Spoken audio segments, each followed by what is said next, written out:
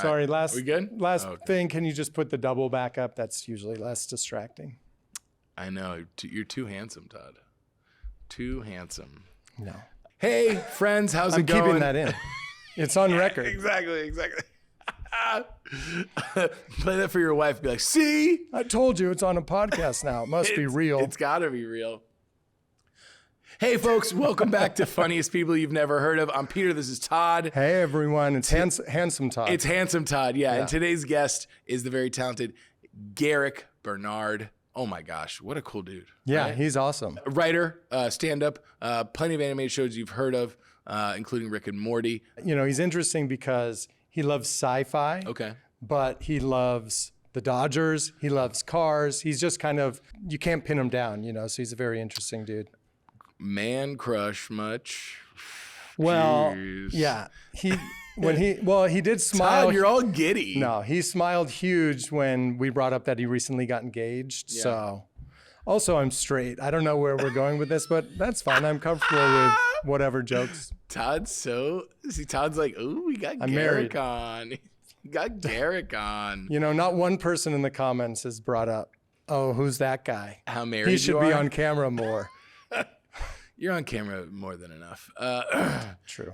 There needs to be a camera on me and then a camera on all the ways that my hair finds its way around my head. We're definitely not sponsored by Supercuts. Oh gosh, yeah, yeah, yeah, exactly. But this is a super episode, and I'm excited about that. Fuck, he's so good with those. Not just excited about oh my this God, episode. you can't get anything past them. If you're here right now listening to us, you've got to be there this weekend. You are in luck. We are doing a live show at Flappers Comedy Club in Burbank. That is November 16th at 7 o'clock. It's going to be a blast. Guests past and future will be on the lineup performing stand-up comedy for you. We're going to have a great time, and it should be a lot of fun. Todd, you're going to be there, right? I'll be there. Please come out, support your local podcasts. Yeah. And also support your favorite tequila, Tequila Espacial.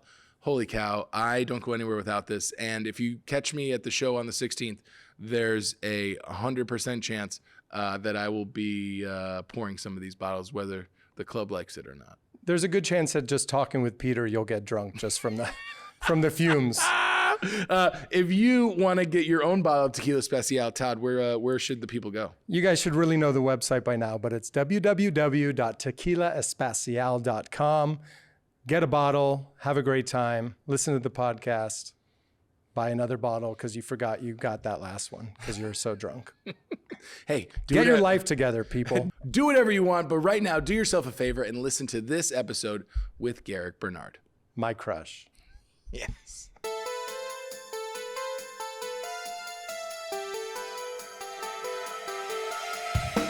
And I'm just looking at my hair right now. I'm like, what's happening here?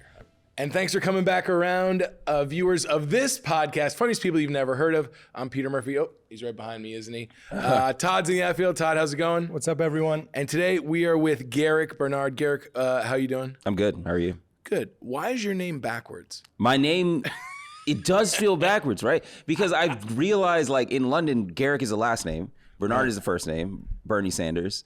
And Sure. I don't know. I'm a junior, so that might be part of it. Wow, GB Junior. Yeah. So wait, just a junior, right? Yeah. I'm Peter Francis Murphy the fourth. The fourth. Yeah. But you have three names. You have a three-name name, and so Right. that feels way more classic. Yeah. You know, and so it's just like, yeah, you should have four of this. If I say it out, the whole name out long, like Patrick Francis Murphy the fourth, that sounds Irish. It does a little sound more Irish. It does sound Irish. In my stand-up, sometimes I would give my mom like an Irish accent. Yeah. When you're, Are you Irish? What's that? Are you Irish? Yeah, Oh. half Irish. Okay. And my mom's side is Irish. My dad is Puerto Rican. Oh, wow. Yeah. Very cool. How about you? What about you? Mom is from Guyana. Dad is from Trinidad. Nice. So, And where, you grew up in LA? I grew up in LA, born and raised. Oh, man. Yeah. So what's it like growing up in LA, being an artist? I mean, there's so many stories out there about, people trekking from the East Coast or coming from Canada. Right. Just thinking about the stories that we've mentioned on this podcast. We have a lot of Canadians on our podcast. Yeah. But, growing up did you grow up around the entertainment industry? And, Yeah. what's it like to continue to live here? No, didn't even realize that it exists. I knew it existed, of course, because it's just Hollywood and all that. Right. But there was no inroads to it. I think every so often you'd hear from high school, like, oh, this guy's dad worked on sound design for this movie. And it's just like, oh, cool. Everybody was just kind of like on the worker side of things rather than the in front of the camera. And, you know, you actor, writer, producer. Was any of your family involved in that? Like, what was your family involved in growing up? They were involved in swimming here, bro. Like, no, they didn't. They didn't know anything about this. Yeah. And so, like, when they got here and when I guess, announced that I was going to go for it, they were confused. They were upset. Upset? Yeah. They're Superman. They're like, really? They wanted me to be an engineer. Something more, you know, academic based. Was it the dignity behind that position, or was it the money? I don't know. Security. You know what? It's probably just parental security. I don't want my kid to be like one of the people that they see trying for it and then gaining a drug problem and then having to, you know, fall by the wayside. And like that, I get it, dog. Like it is a very flimsy career path. And so for you to try to go for it under your parents' roof after they just like immigrated here and went through hell just to like make sure that your life was okay, and you're just like, nah, I kind of want to throw it all away on a 1% chance. Oh yeah, it's tough, and I completely understand it now. During that time though, I was pissed. I was like, you guys don't believe in me. Oh, really? You don't think I'm funny and all that. So race jokes are next, but like, okay, here's the thing. I don't think I deserve race takes at all. You know, I don't know. I just listen to whatever black women tell me to do on Twitter, and I just, you know, do that. You know, I was like raised in like a middle class black neighborhood, so like imagine if I got on stage and I was just like, you know what, the white man is trying to keep us down and keep us in poverty, and out the back you heard, that nigga had a pool growing up. Like, don't fucking listen to me. I'm an idiot. You got a bidet, dog? You been thinking about it? Change your life, bro. I can tell you don't have a bidet because you don't have the glow about you.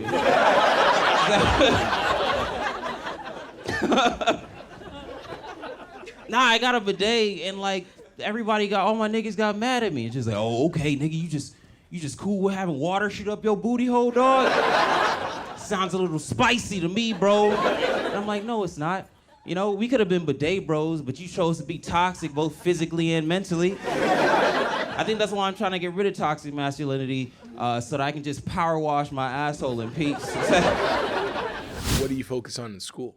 It's mechanical engineering. I dropped out. I'm sorry. Yeah. But no, dude, I decided I was finished. Yeah. Sounds better. Yeah. I decided I was finished. I walked away from the game. I decided I've got enough here. Yeah. I've accumulated enough knowledge, parking tickets, crazy drunken nights. Yeah, exactly. It's over. Student debt. Student debt. Yeah, exactly.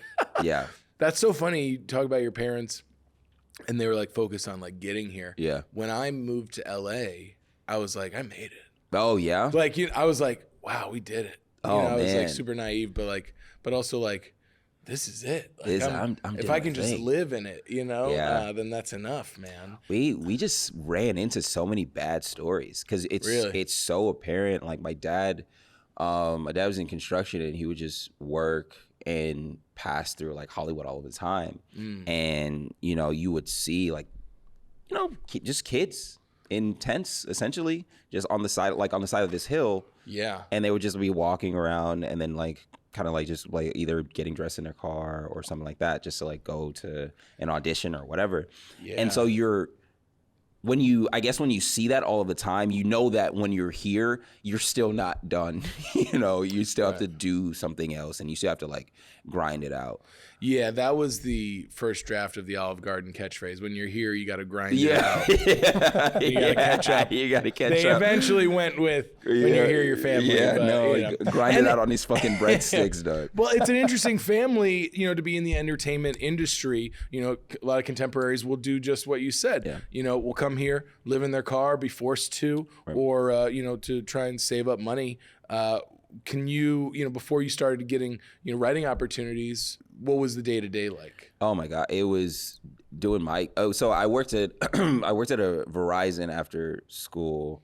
After I decided I was finished with school. That's it. It's catching on. Yeah, it is. It's going. It has to, for the sake of our kids. Exactly. Yeah, so I worked at a Verizon for like a year and a half. She got me that Big job. cellular, man. Yeah. What's up? Big V, Big Red, as they call it. Big Red? Yeah. That's Verizon? Yeah, working At at least Verizon. you got good cell. Yeah, I had good cell service Yeah, and that's got good. 60% off of my bill, which was fucking crazy. That's great. That's insane. That's worth the price of 60% admission. off? Yeah, it's Yeah, like that's better than healthcare. right. It's I like a knew shit some ton. people that would work, like one day a month Yeah. on like Southwest so that they could keep their benefits and fly wherever. Yeah.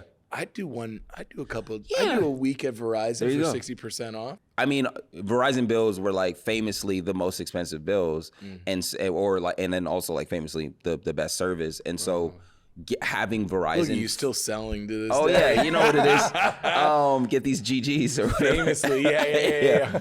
So it was you're getting better service for like less than money than you would for like Sprint or whatever. Yeah, man. So then, Remember Sprint? Sprint is gone now. Is it gone? It's gone. Oh, it's part of T-Mobile. T-Mobile now. Yeah. Man, the closer we get connected, the further apart we really are. Wow. Damn. about Fucking that. congrats. Turn off this podcast and call a friend. Go get some sunshine. Go talk to somebody. Call your mom. Call a mom. Any mom. Any mom. Any mom. Hit on her. Tell her what's up. Okay, so then how did you find yourself getting this first writing job? After a long, like 4 or 5 years of like just grinding it out and stand up. Because everyone says the first job's the hardest. Yeah, the first job is the hardest one Yeah. to get for sure because it is a bit of a windfall once you start to get. And I hope I use windfall correctly, but you get a good amount of momentum when you get your first one. But Nice. so I was doing stand up for a while, and I got hired as a writer at BuzzFeed. So I wrote their sketches, or I was on a team of writers and helped write their sketches.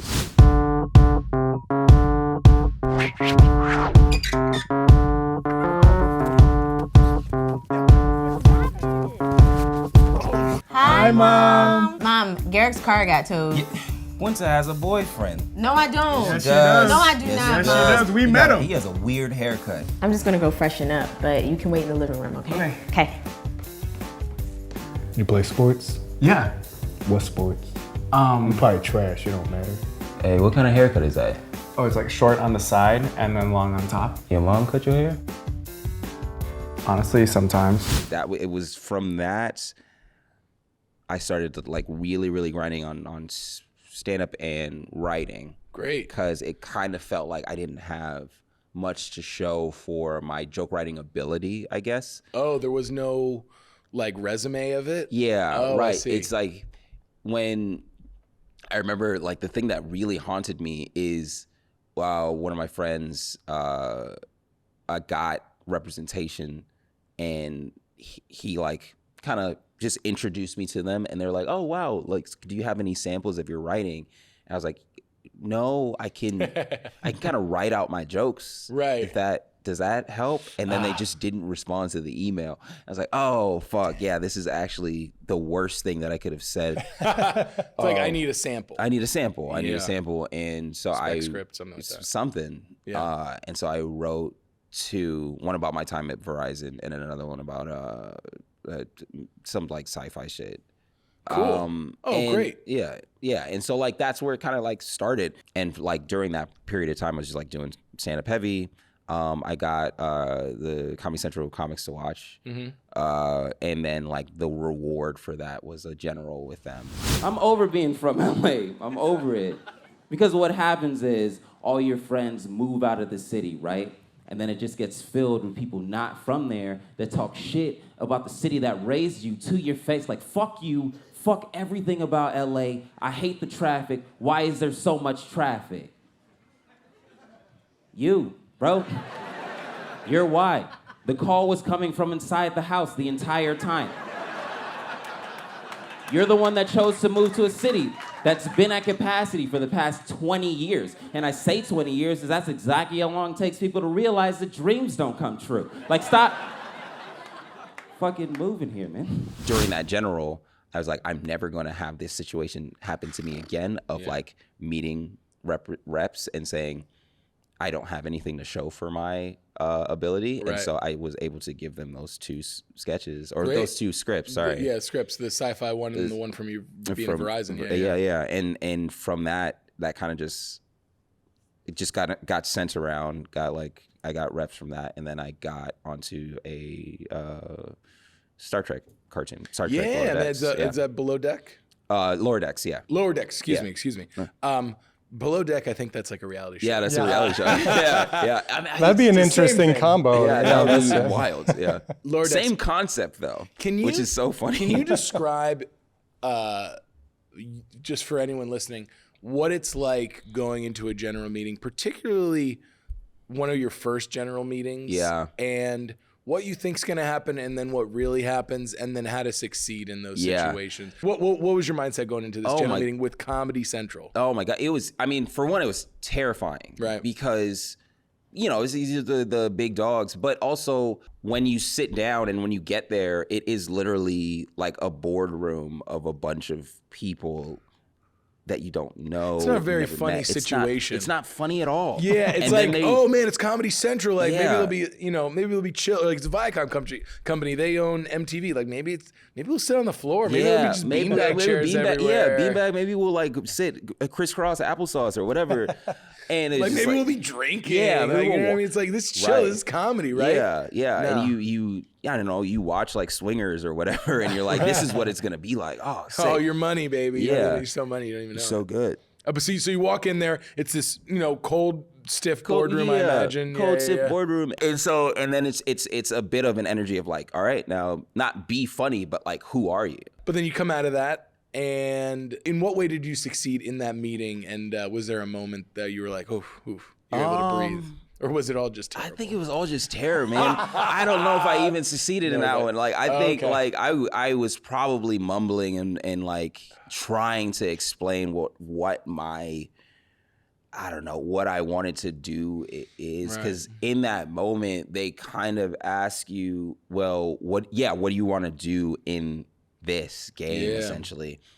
And that is the first time that you're really ever asked that. And you kind of have to just think about it on the fly and then answer on the fly. And if it's not like a professional answer, you realize that there are people out there that do this all of the time. They've done a bunch of generals before. And so for you to come in and not have that answer ready and not have like, a list of avenues you want to go down, these people don't know where to put you. Or, what advice could you have given yourself then? Yeah, I definitely would have been like, just not write out exactly what you were going to say, but definitely like a list of goals. Yeah, because they're essentially coming like, okay, you're a talent. How can we use you? Yes, exactly. I see. Exactly. And you've got to be like, well, I see myself as, the funny person in a sitcom, right. or like the funny friend. And everybody hears that, or they hear that all the time. Oh, right. So you want to say like, I remember one time I came in and I was like, yeah, I'm really obsessed with the idea of regret and like all of the things that you want to go back and fix and change. Oh, wow. That's fascinating. And just trying to hone in on that in a sci-fi way, or in a sci-fi plane and all of that. Cool. And so so that was, one of the scripts that I kind of handed in was kind of like dealing with that idea. And so that was one of the ideas I kind of harped on, and it kind of like blended into the thing that I was handing in. So great. That's so unique, though. Right. And that's the thing that you really want to, or I guess that's the advice that I would give to everybody. Try to be unique, try to figure out and hone in on what you really like are drawn towards and want to talk about and want to write about. And because it's you, and because you have a list of different ideals and a list of different experiences, you'll always be unique. Yeah, Yeah. exactly. The unique formula is find something that you're focused on that might not have humor in it and apply your humor to it. Exactly. Yeah. Yeah, that's so cool. I mean, that's so smart. And then you're on Lower Decks, but before you get there, like, where did the sci-fi intrigue come from? Like, when did you start to like really love sci-fi? And I've always loved sci-fi. Really? I've always been, and That's so cool. I don't want to say, because the weird thing to do is come up as like, I've always been a nerd, man. I love like, yeah. But you like cars, you like the Dodgers, you're all over the place. We can't pin you down. Yeah, I'm all over the place. I just love like what I love, and my older brother is he's a literal genius, which is it's wild. Oh, that's hard to compete with. It's hard to compete with, and so I think that's why I decided I needed to leave school. Yeah, because if you're in school, you're competing with him. Yeah, All the teachers are disappointed. Everybody's disappointed. Thankfully, we have different last names, and so there's that. So like nobody's like looking down the line and being like, oh, you're Sherwin's brother, so you must be brilliant. And then I'm just like, nah, I just love cars, bro. I don't know what to tell you. You're like, do you know how families work? There's only one smart one. Yeah, right, exactly. Yeah. Do you have any brothers and sisters? I don't think so. But sci-fi was always something that you were into? Right. Just like, yeah, because it just, I don't know, it kind of explored. And when I say sci-fi, I don't mean, oh, I'm in, space all of the time, or I'm going to different planets. It was very much like closer to like Black Mirror, Outer Limits, all of those types of situations where it's very light. It's like a really small shift in our day-to-day lives, or our known universe or whatever.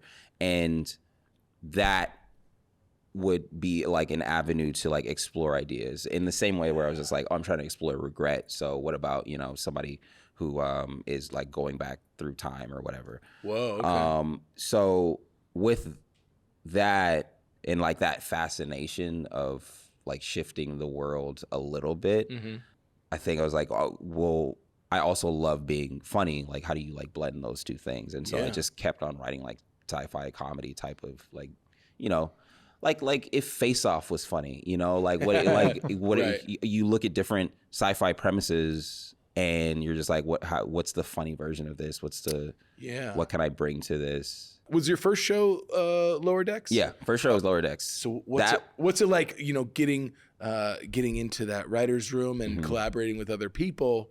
Because, the way that you've been describing yourself, track person, that's a singular event, sport, and then also doing stand-up, that's a very singular thing. What's it like collaborating with a group of other creative people? Yeah, that's an adjustment period for sure. Know, because I didn't play team sports growing up, and that, you definitely either sink or swim in those rooms, and I was definitely sinking where I'm just like, I don't know what to say, I don't know how to contribute. I'm kind of just, I'm in a room full of people who have done improv for 20 years, and they're really good at yes-anding and bouncing off of people's ideas and whatnot. And you really do have to just hone in on your strengths and then start saying them. Really? You just gotta start talking. Well, isn't that a better philosophy to have or instinct to have compared to someone who just like blurts things out? Yeah, don't blurt things out. Right. For sure. Try to yes and. Try to also just learn from everybody else around you. They're going to be better than you. But you find a way, right. But you find a way to make yourself valuable. So then what was your one thing? What was your trick or like your attribute that kind of like, made you valuable that you felt in the room? So this is always, I feel like, the stand-ups like secret weapon every time, and it's vulnerability. You gotta start getting into those stories and get into like those things that because that's what we do. We pry from just how we feel, or you're kind of just wearing your heart on your sleeve about stuff. Yeah. And though you never know how that story can then inspire other people in the room. Or like talk about, or inform a character's decision and all of that. And so if you're emotional, and I feel like every stand-up is, and there's this whole like, oh, stand-ups have thick skin shit. I think that's bullshit. I think every stand-up is so emotional. Yeah. And No, I'm not. yeah. Shut up. Yeah, there you go. Come on. We're gonna have to give Peter 5. Why would you say that? Right. It's so rude. Yeah, it's a difference between like being sensitive and being emotional, and I feel like if you find that line and you like toe that line, you're gonna be very successful in a writer's room. Yeah, you know something that a lot of people starting out don't like to hear, but is evidenced by what we've been talking about in the last few minutes. Is not at one point did you say, "Oh yeah, you got to be funny." It's like, no, be vulnerable. Oh my, right? yeah, be vulnerable. It's like actually think about yourself. Think about how you view the world. Think about how you move around the world. It's unique. So then, what are you excited to be working on? Going forward, and like, what are you focused on right now? More sci-fi shit, I guess. Yeah. I'm a writer on Rick and Morty right now. Okay. Which is very fun. Dude, like. Talk about somebody taking a script. I mean, nobody's more famous than like Dan Harmon. Yeah, with his deadlines and stuff like that. Yeah, he has a very particular like thought process and like what he wants things to like feel like. Great, but it's more story than it is like dialogue that he's focused on. Yeah. Yeah, every showrunner is like a different type of coach. You get a really encouraging coach. You get a really tough coach, and you just kind of have to adapt and move from there. But it sounds like you get a lot of creative space to kind of lead the story where you want to lead it. And it's just that room is so fucking strong. It's insane. It's an insane level of talent. And I came in and I was just like, I think I can do this. And I was like, oh no, I think I can be a role player. Like I think I can ride the bench and like be like a good sixth man, maybe. Iron sharpens iron. Yeah. And you're only going to get better. Right. And that's so exciting. And like, have you been like out to like conventions or met with fans that are like hardcore? Or do you try and, is that intentional? You kind of stay away from that, not to get too influenced? No, none of the seasons that I've written on have even aired yet. So it's like I wouldn't even be like, even when you put this out, they're going to be like, he doesn't write for that show. And I'm going to be like, no, wait 2 years and you'll see. But it's like right now I'm really just in shock and awe of how talented people can be at writing. Yeah. How would you categorize your stand-up now? Still dark. Still dark. It's still pretty dark, but and I only think it's dark because I only like dark jokes because I can say them with the least amount of performance. Where it's just like, oh, there's this shock and awe. But I don't know. I love trying to prove that people don't care that much about the things that they go up for, and like kind of just throwing that back in your face. Yeah. Like what, for instance? I have one about school shootings right now, and I do think, of course, people care about that. Yeah, you do. Of course, people care about it, but it's the fun of trying to get people to laugh at it. To laugh at a subject that, isn't inherently funny at all. At all. It's not funny at all. But like, if you can get somebody to at least see some form of levity there, I don't know, that stuff that's the best type of laugh, I feel. Yeah. It's a good, it's a good test as well to your writing abilities and performance abilities. This next joke is fucking gross, but like, fuck it, who cares? So, I was seeing a girl that was also from Trinidad. It's just a really small island. And she had the same last name as some of my cousins, but we proved that she wasn't my cousin. Like, fuck you guys, we proved that. We proved that. But, I did sleep with her before I was sure. And I'm not, I'm not proud of that. But in that moment, I understood the South. It's like, I get y'all, Trying to keep that ignorance bliss, bro. Because you realize the only difference between sleeping with someone and that someone being your third cousin is too many questions.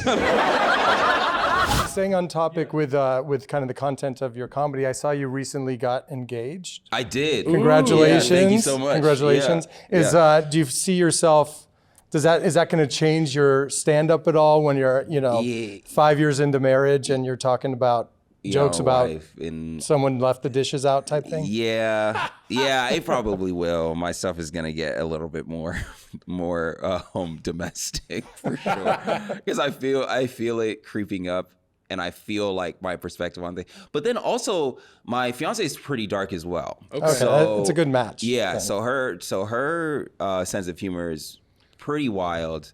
What's this dark humor website you met on? I know. Darkies.com or something like dark people date. That's a different That website. is very different. I looked for it and I was like, this is not what I was like. I'm glad you said it. Yeah.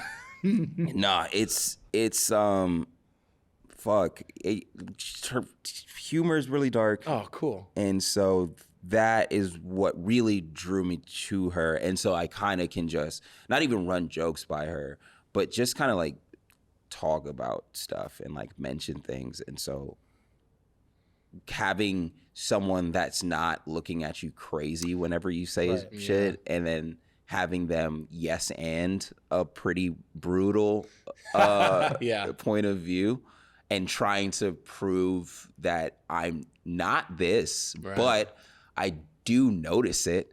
Right. Is always fun to have in your corner. And so I don't think it'll get like brighter or like less dark, but I do think that me pointing out certain aspects of our relationship won't offend her in a way that that's good. People, tend to be afraid of. Right. That's great. That's a great partnership right there. Right. And I love everything you've talked about, everything you've mentioned. Last thing before we go, please mention to us one comedian, one artist, one creative person that we should feature on this podcast. Fucking Keith Johnson, man. I'll say that. I'll say that every time. Keith is, I've known Keith. We didn't start together. He started in San Diego. I started here, and he came out like after he was like 2 years in, and came out to LA. Mm-hmm. I think that dude is so weirdly funny. Yeah. While also presenting to be this like stoic, deep voiced, tall Asian man. Oh yeah. Or Korean and black man. And he'll like every so often go off the rails into like a almost like Crank Yankers type of persona. I love that. And it's so funny every time, and he's so much more goofy than his appearance I guess that's projects. fun. Yeah, I love that. That's it keeps the humor. Yeah, like a superpower. Yeah, like, this for guy's sure. funny. All right. Yeah, are you like sure? And then sure. then they got Moana's hilarious. No, he calls himself Moana. I literally just stole his joke. But yeah, no, he's definitely like very, very funny. I think that he's extremely talented. That's awesome. Well, Garrick, thanks for joining us today. Todd from the outfield. Garrick right here. I'm Peter. Thanks so much for watching, listening to the funniest people you've never heard of. Talk to you next time. Bye. Funniest People You've Never Heard Of is a production of Toby or Not Toby Productions. Executive producer, Todd Fields. Producer and host, Peter Murphy. Studio space provided by Third Wheel. Theme song written and performed by Justin Fields. Brought to you by Tequila Especial. Don't forget to like and subscribe.